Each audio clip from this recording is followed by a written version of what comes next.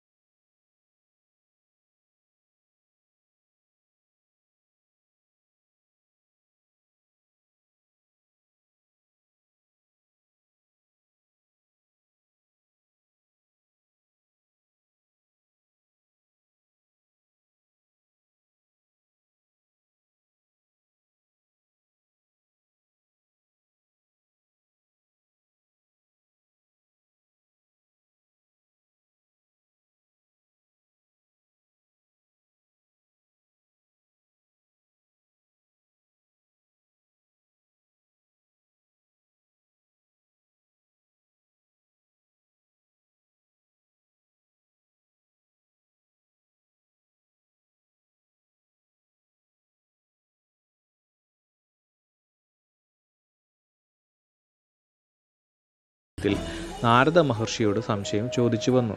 ഇത് അറിയാനായി ദേവന്മാർ ഭൃഗു മഹർഷിയെ പറഞ്ഞു വിട്ടു.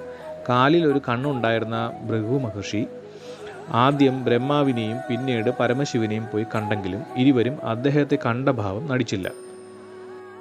തുടർന്ന് മഹാവിഷ്ണുവിനെ കാണാൻ വൈകുണ്ഠത്തിലെത്തിയ മഹർഷി കണ്ടത് താൻ വന്നതറിഞ്ഞിട്ടും അറിയാത്ത പോലെ പെരുമാറുന്ന ഭഗവാനെയാണ്. കോപിഷ്ഠനായ മഹർഷി ഭഗവാന്റെ നെഞ്ചത്ത് ഒരൊറ്റ ചവിട്ട്. ഇതിനിടയിൽ അദ്ദേഹത്തിൻ്റെ കാലിലെ കണ്ണ് തെറിച്ചുപോയി. അപ്പോഴും ഒന്നും മിണ്ടാതിരുന്ന ഭഗവാൻ പിന്നീട് ഇതിൽ മാപ്പപേക്ഷിച്ചു. അങ്ങനെ ഭഗവാൻ ത്രിമൂർത്തികളിൽ ഉത്തമനാണെന്ന് മഹർഷിക്ക് ബോധ്യപ്പെട്ടു. എന്നാൽ ഭൃഗുത് മഹർഷി ചവിട്ടിയ ഭാഗം ഭഗവാന്റെ നെഞ്ചിൻ്റെ ഇടതുഭാഗമായിരുന്നു. അവിടെയാണ് ഐശ്വര്യദേവിയായ മഹാലക്ഷ്മിയുടെ വാസസ്ഥലമായി അറിയപ്പെടുന്ന ശ്രീവത്സമുള്ളത്. ഇതിൽ കോപിച്ച ശ്രീ ഭഗവതി ഉടനെ വൈകുണ്ഠം ഉപേക്ഷിച്ച് പോവുകയും കോൽഹാർപൂർ എന്ന സ്ഥലത്ത് ധ്യാനത്തിനിരിക്കുകയും ചെയ്തു. ഇപ്പോൾ അവിടെ പ്രസിദ്ധമായ ഒരു മഹാലക്ഷ്മി ക്ഷേത്രമുണ്ട്. മഹാലക്ഷ്മിയെ കാണാതെ ഭൂമിയിലെത്തിയ സാക്ഷാൽ ആദിനാരായണൻ ശ്രീനിവാസൻ എന്ന പേരിൽ മാനവരൂപം സ്വീകരിച്ച് തിരുമലയിലെത്തി തപസ് തുടങ്ങി. ശ്രീനിവാസന്റെ സ്ഥിതി മനസ്സിലാക്കിയ ബ്രഹ്മാവും ശിവനും ലക്ഷ്മി ദേവിയെ സമീപിച്ചു വിവരങ്ങൾ അറിയിച്ചു. തുടർന്ന് ബ്രഹ്മാവും ശിവനും പശുക്കളുടെ രൂപം ധരിച്ച് ശ്രീനിവാസന് സേവനം ചെയ്യാൻ തയ്യാറായി. അക്കാലത്ത് ചോള സാമ്രാജ്യത്തിൻ്റെ കീഴിലായിരുന്നു തിരുമല. അതിനാൽ മഹാലക്ഷ്മി ഒരു യുവതിയുടെ വേഷത്തിലെത്തി ചോള രാജാവിന് പശുക്കളെ ദാനം ചെയ്തു. ഇവയിൽ വലിയ പശു നിത്യവും ശ്രീനിവാസന് പാൽ കൊടുക്കുമായിരുന്നു. ഇത് കാണാനിടയായ കറവക്കാരൻ പശുവിനെ ക്രൂരമായി മർദ്ദിച്ചു. എന്നാൽ അബദ്ധവശാൽ മുറിവു പറ്റിയത് ശ്രീനിവാസനായിരുന്നു. കുപിതനായ ശ്രീനിവാസൻ കറവക്കാരനെയും ചോള രാജാവിനെയും അസുരന്മാരായി പോകട്ടെ എന്ന് ശപിച്ചു. ദാസന്മാരുടെ പങ്ക് രാജാവും ഏൽക്കും എന്ന വിശ്വാസമാണത്രേ ഇതിനു പിന്നിൽ. തുടർന്ന് ശ്രീനിവാസൻ വളർത്തമ്മയായ വകുളാദേവിയുടെ അടുത്തു പോയി താമസിച്ചു വന്നു. ഇതിനിടയിൽ ശാപവിമുക്തനായ ചോളരാജാവ് ആകാശരാജാവായി പിറവിയെടുത്തു. അദ്ദേഹത്തിന് പത്മാവതി എന്ന പേരിൽ ഒരു പുത്രിയുണ്ടായി. വിഷ്ണുപാദ പ്രാപ്തിക്കായി തപസ് ചെയ്ത ലക്ഷ്മിയുടെ തന്നെ അംശമായ ദേവപതിയുടെ പുനർജന്മമായിരുന്നു പത്മാവതി. തിരുപ്പതിക്കടുത്തുള്ള തിരുച്ചാനൂരിലെ പത്മ പുഷ്കരണിയിലായിരുന്നു പത്മാവതിയുടെ ജനനം എന്നും അതാണ് പേരിനു പിന്നിലെന്നും പറയപ്പെടുന്നു. ശ്രീനിവാസനുമായി രാജകുമാരി പത്മാവതിയുടെ വിവാഹം നടക്കുമെന്നും അത് മഹാഭാഗ്യമാണെന്നും നാരദ മഹർഷി ആകാശരാജാവിനെ അറിയിക്കുന്നു. ശ്രീനിവാസനും പത്മാവതിയും തമ്മിൽ വിവാഹിതരായി. നാരായണവാരം എന്ന സ്ഥലത്ത് വച്ചായിരുന്നത്രേ വിവാഹം. എന്നാൽ വിവാഹ ചെലവുകൾക്ക് ആവശ്യമായ പണം ദരിദ്രനായ ശ്രീനിവാസന്റെ പക്കൽ ഇല്ലായിരുന്നു. ഒടുവിൽ ബ്രഹ്മാവിൻ്റെയും ശിവന്റെയും ഉപദേശപ്രകാരം വിവാഹ ചെലവുകൾക്ക് ആവശ്യമായ ധനം ശ്രീനിവാസൻ ധനത്തിൻ്റെ അധിപതിയും ലക്ഷ്മീദേവിയുടെ കാര്യസ്ഥനുമായ കുബേരനിൽ നിന്നും കടം വാങ്ങുന്നു. അങ്ങനെ ഭഗവാൻ സ്വയം കുബേരന് കടക്കാരനായി മാറുന്നു. സംഭവം അറിഞ്ഞ സമ്പത്തിൻ്റെ ഭഗവതിയായ മഹാലക്ഷ്മി ഉടനെ തിരുമലയിലെത്തുന്നു. തൻ്റെ കടബാധ്യത വീട്ടാനായി കാണിക്കയിൽ അർപ്പിക്കുന്ന ഭക്തന്മാർക്ക് അവരുടെ ആഗ്രഹം പോലെ ഐശ്വര്യവും ആരോഗ്യവും കാര്യസിദ്ധിയും നൽകി അനുഗ്രഹിക്കണമെന്ന് ഭഗവാൻ മഹാലക്ഷ്മിയോട് ഭക്തരുടെ അഭീഷ്ടങ്ങളെ താൻ സാധിച്ചു കൊടുക്കാമെന്നും ഐശ്വര്യങ്ങൾ നൽകാമെന്നും ശ്രീ ഭഗവതി ഭഗവാനോട് പറയുന്നു. അപ്പോൾ നാരായണൻ വിശ്വരൂപം പ്രാപിക്കുകയും ആനന്ദ നിലയമെന്ന തിരുമല ക്ഷേത്രത്തിൽ പ്രവേശിച്ച് സ്വയം ശിലയായി മാറുകയും ചെയ്തു. സംഭവം കണ്ട എല്ലാവരോടും സകലരുടെയും ദുരിതങ്ങളും തീർക്കാൻ ഭഗവാൻ വെങ്കടാദ്രിയിൽ കലിയുഗത്തിലെ പ്രത്യക്ഷ ദൈവമായി കുടികൊള്ളാൻ പോകുകയാണെന്ന് ബ്രഹ്മാവും ശിവനും പറയുകയുണ്ടായി. അപ്പോൾ ഇരു ദേവിമാരും ഭഗവാനോടൊപ്പം ലയിച്ചു ചേർന്നു. മഹാലക്ഷ്മി നെഞ്ചിൻ്റെ ഇടതുഭാഗത്തും ഭൂമിദേവി വലതുഭാഗത്തും കുടികൊണ്ടു. അങ്ങനെ ശ്രീദേവി ഭൂദേവി സമേതനായ മഹാവിഷ്ണു തിരുപ്പതിയിൽ സർവദുഃഖഹാരനായി കുടികൊള്ളുന്നു. മഹാലക്ഷ്മിയാകട്ടെ ഭക്തർക്ക് അവരുടെ ആഗ്രഹങ്ങൾ പ്രകാരം ഐശ്വര്യങ്ങൾ ചൊരിഞ്ഞുകൊണ്ട് ഭഗവാനോടൊപ്പം നിലകൊള്ളുന്നു. തമിഴ് ഭക്ത കവികളായ ആഴ്വാർമാർ പാടിപ്പുകഴ്ത്തിയ 108 ദിവ്യ ദേശങ്ങളിലൊന്നാണിത്.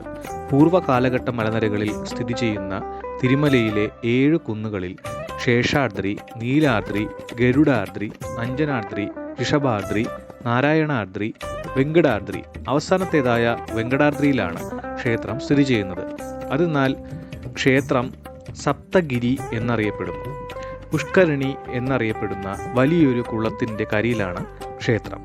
മുഖ്യപ്രതിഷ്ഠയായ വെങ്കടേശ്വര ബാലാജി, ശ്രീനിവാസൻ, ഗോവിന്ദൻ, സപ്തഗിരീശ്വരൻ, ആദിനാരായണൻ എന്നീ പേരുകളിലും അറിയപ്പെടുന്നു. കലിയുഗ പ്രത്യക്ഷ ദൈവം എന്നറിയപ്പെടുന്ന ഭഗവാൻ കൂടിയാണ് വെങ്കടേശ്വരൻ. വെങ്കടേശ്വരനോടൊപ്പം ശ്രീലകത്ത് ശ്രീരാമൻ, സീത, ലക്ഷ്മണൻ, ശ്രീകൃഷ്ണൻ, രുക്മിണി എന്നിവർക്കും പ്രതിഷ്ഠയുണ്ട്. നരസിംഹം, കുബേരൻ, ഹനുമാൻ, ഗരുഡൻ, വരദരാജൻ, ശേഷനാഗം തുടങ്ങിയ ഉപദൈവന്മാരും ഇവിടെ കാണാം. തലമുണ്ടനം ചെയ്യുക, കാണിക്കയർപ്പിക്കുക എന്നിവയാണ് പ്രധാന വഴിപാടുകൾ. ഐശ്വര്യത്തിനും മോക്ഷപ്രാപ്തിക്കുമായി ധാരാളം ഭക്തർ ഇവിടെ ദർശനം നടത്തുന്നു. ക്ഷേത്രത്തിൽ ദർശനം നടത്തിയാൽ അഭിവൃദ്ധിയും കടബാധ്യതകളിൽ നിന്ന് മോചനവും ഉണ്ടാകുമെന്ന് ഭക്തർ വിശ്വസിക്കുന്നു. നവദമ്പതികൾ ഈ ക്ഷേത്രം സന്ദർശിക്കുന്നത് വിശേഷമായി കരുതുന്നു. ലോകത്തിലെ ഏറ്റവും കൂടുതൽ വരുമാനമുള്ള ഹൈന്ദവ ക്ഷേത്രമാണിത്. വിവിധ രൂപങ്ങളിൽ വരുമാനം ഇവിടെ എത്തുന്നുണ്ട്. നിത്യേന ആയിരക്കണക്കിന് തീർത്ഥാടകർ വരുന്ന ക്ഷേത്രത്തിൽ വിശേഷ അവസരങ്ങളിൽ എണ്ണം ഇതിലും കൂടും. ശ്രീ വെങ്കടേശ്വര ബ്രഹ്മോത്സവം, പത്മാവതി തിരുകല്യാണം, സ്വർഗവാതിൽ ഏകാദശി, രാമനവമി, ശ്രീകൃഷ്ണ ജന്മാഷ്ടമി എന്നിവ ഇവിടുത്തെ വിശേഷ ദിവസം.